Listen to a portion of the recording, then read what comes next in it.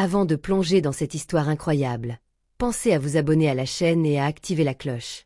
Ici, chaque récit a quelque chose à dire, et vous ne voudrez pas en manquer un seul.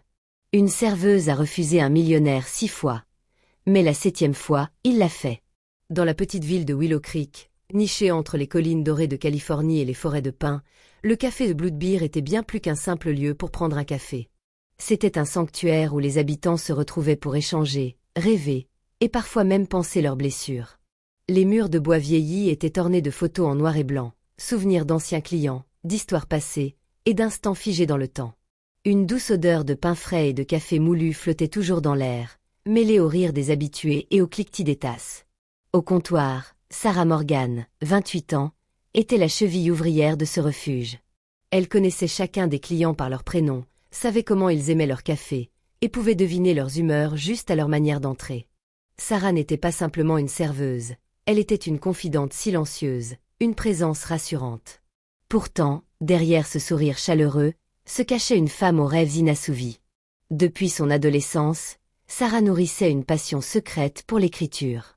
Des histoires qu'elle griffonnait dans ses carnets, des romans imaginaires qu'elle espérait un jour voir publiés. Mais la vie, avec ses nécessités, avait façonné son quotidien autrement.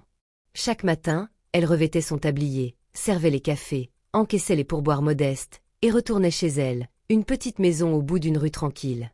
Sarah était fière de son indépendance. Elle avait appris très tôt à compter sur elle-même, à se débrouiller.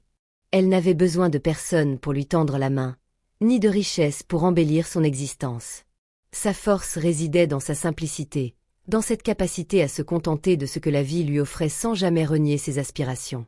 Un matin d'automne, alors que les feuilles rougies dansaient doucement sous le souffle du vent, la cloche de la porte tinta différemment. Un homme entra, différent des habitués. Il portait un costume parfaitement taillé, dont le tissu semblait absorber la lumière d'une manière presque irréelle. Ses chaussures, noires et impeccables, claquaient sur le sol en bois avec assurance. Son regard, sérieux mais curieux, scrutait la salle. Il s'appelait James Carter. À 35 ans, James était un homme d'affaires reconnu, milliardaire discret et influent dans la Silicon Valley. Son nom revenait souvent dans les journaux spécialisés, associé à des innovations technologiques et à des investissements audacieux qui avaient changé le visage de l'industrie. Pourtant, ce matin-là, dans ce café modeste, il avait l'air vulnérable, presque comme un étranger. Il s'avança vers le comptoir, déposa une liasse de billets, et commanda un café noir, simple, sans fioritures. Ce fut Sarah qui lui servit, leurs regards se croisèrent brièvement, et quelque chose d'indéfinissable passa entre eux. James fut immédiatement fasciné par cette femme à la douceur tranquille, cette force contenue qu'elle dégageait malgré la routine et les difficultés évidentes de sa vie. Elle ne cherchait pas à cacher ses rêves, mais ne les exhibait pas non plus. Il sentit qu'elle était plus qu'une serveuse ordinaire, qu'elle avait une histoire à raconter, une âme vibrante. Jour après jour, il revint. Il commença à engager la conversation, à poser des questions sur sa vie, ses goûts, ses passions. Mais Sarah, bien que polie, resta distante, fermée à ses avances. Elle avait appris à ne pas s'attacher aux promesses vides ou aux belles paroles, surtout venant d'un homme dont le monde semblait si éloigné du sien. « Désolé, monsieur Carter, mais je préfère que nos relations restent professionnelles », lui dit-elle la première fois avec un calme qui laissait peu de place à la discussion. Et pourtant, derrière cette réponse, il perçut une force, une dignité. Il comprit que ce serait un défi, mais aussi un voyage inattendu qu'il était prêt à entreprendre. James ne se laissa pas abattre par les refus répétés. Chaque matin, il franchissait la porte du Blood Beer avec un sourire neuf, prêt à tenter une nouvelle approche.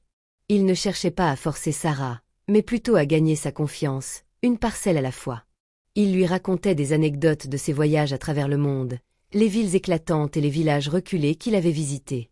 Il lui parlait de ses échecs cuisants, ses investissements qui avaient failli ruiner son empire, et des leçons difficiles qu'il en avait tirées. Son récit était toujours humble, sincère, loin de l'arrogance qu'on pourrait attendre d'un homme à son rang. Mais Sarah, malgré sa curiosité naturelle, gardait ses distances. Elle écoutait poliment, répondait avec un sourire mesuré, mais elle refusait toute approche plus personnelle. Dans son esprit, ce monde doré de fortune et de succès semblait si éloigné du sien, comme un rêve qu'elle n'avait jamais osé toucher.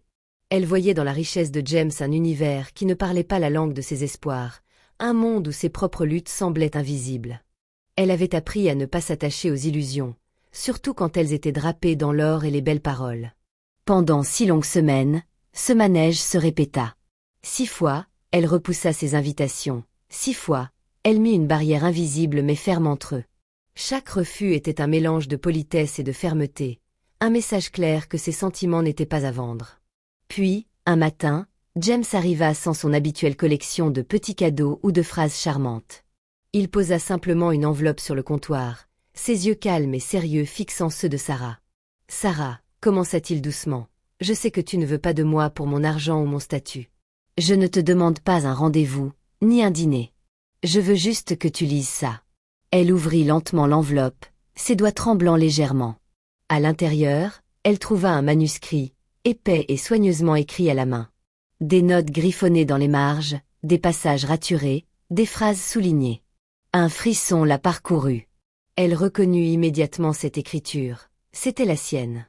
Le manuscrit de son premier roman, celui qu'elle avait écrit avec passion durant ses années d'université, celui qu'elle avait caché au fond d'un tiroir, trop effrayée pour le montrer au monde. « Commente » murmura-t-elle, la gorge nouée par l'émotion. James esquissa un sourire sincère. Un ancien ami commun me l'a envoyé. Il m'a dit que c'était magnifique, mais que tu n'avais jamais osé le faire publier. J.L. Sarah. Tu es une vraie artiste. Ce que tu as besoin, ce n'est pas de moi, mais d'une chance. Il posa doucement sa main sur l'enveloppe. Alors voilà ce que je te propose. Laisse-moi t'aider à publier ce livre, à réaliser ton rêve. Pas pour que tu sois avec moi, mais parce que tu mérites qu'on croie en toi. Pour la première fois depuis longtemps, Sarah sentit un souffle d'espoir traverser son cœur. Une émotion qu'elle avait enfouie sous la routine et les doutes, la possibilité que ses rêves puissent vraiment exister, au-delà des murs du Bloodbeer, au-delà de la vie qu'elle s'était résignée à mener. Ce jour-là, tout changea. Au fil des mois qui suivirent, la vie de Sarah changea doucement, mais profondément. Grâce au soutien indéfectible de James, elle trouva enfin un refuge idéal. Une petite maison en bois, nichée au bord du lac Tao, entourée de pins majestueux et baignée par la lumière pure du matin. Ce lieu devint son sanctuaire, un espace de paix et de créativité où elle pouvait enfin écrire sans interruption ni doute pesant. Chaque jour, Sarah s'installait devant la grande fenêtre qui donnait sur l'eau calme, son carnet ouvert sur les genoux, le stylo glissant sur le papier comme une libération. Le lac reflétait ses pensées, ses espoirs, ses combats intérieurs. Ici, elle n'était plus la serveuse du Bloodbeer, mais une écrivaine en pleine construction, forgeant ses mots avec la même passion qu'elle avait gardée cachée pendant des années. Peu à peu, la relation entre Sarah et James évolua, prenant une forme plus profonde et plus authentique. Il n'était plus simplement ce milliardaire qui tentait en vain de la séduire. Il devint un partenaire, un ami fidèle, un complice.